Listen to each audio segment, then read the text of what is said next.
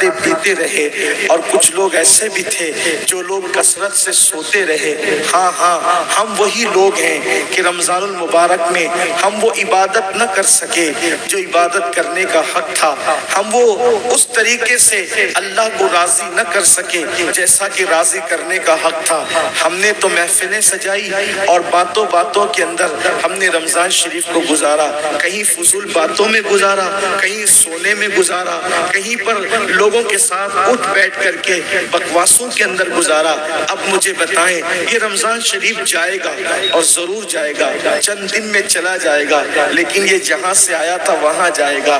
ہمارا مہمان جہاں سے آتا ہے وہاں لوٹ جاتا ہے۔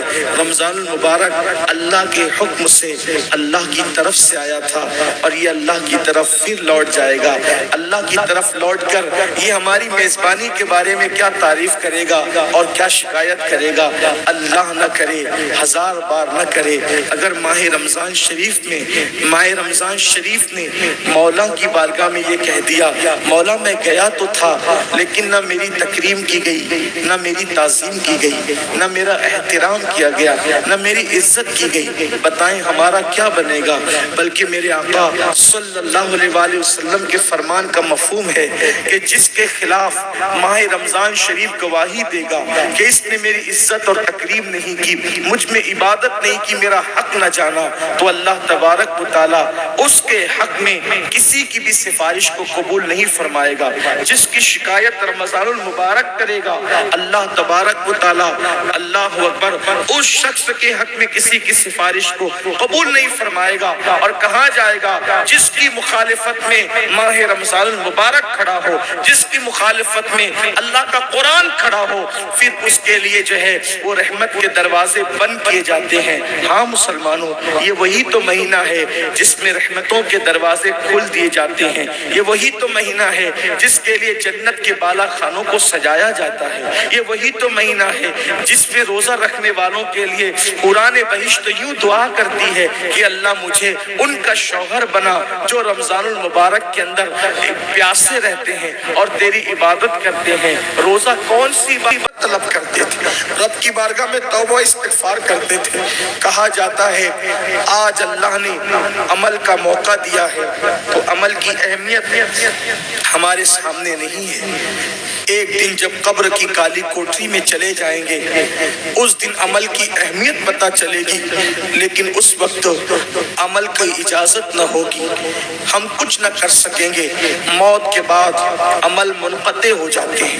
کہتے ہیں کہ قیامت آئے گی، ہم کہتے ہیں قیامت جب آئے گی تب آئے گی، لیکن جس کے جسم سے روح نکل گئی اس کی قیامت تو اسی وقت آ گئی، اب وہ کچھ نہیں کر سکتا۔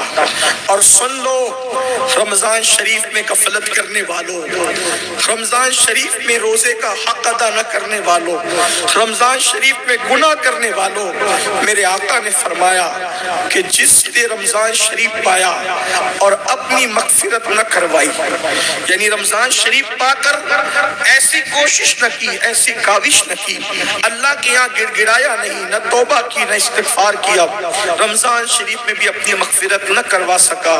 آقا علیہ السلام نے اس وقت دعا کی تھی جب میرے آقا منبر پر تشریف لے جا رہے تھے۔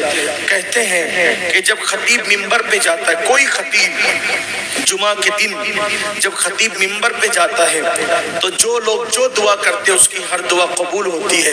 ایک دن میرے آقا جمعہ پڑھانے کے لیے جب منبر پہ تشریف لے جانے لگے تو پہلے زینے پہ قدم رکھا اور فرمایا آمین، پھر دوسرے زینے پہ قدم رکھا اور پھر فرمایا آمین، پھر تیسرے زینے پہ قدم رکھا اور پھر فرمایا آمین۔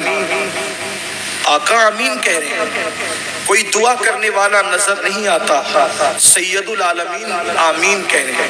کسی نے دعا کی ہوگی تبھی تو آمین کہی جا رہی، حضور یوں ہی تو آمین نہیں کہتے۔ جب خطبہ ہوا، نماز ہوئی، صحابہ نے عرض کی آقا ہمارے ماں باپ آپ پہ قربان، ہم نے سنا کہ آپ نے 3 بار آمین کہی، کوئی دعا کرنے والا دکھا نہیں۔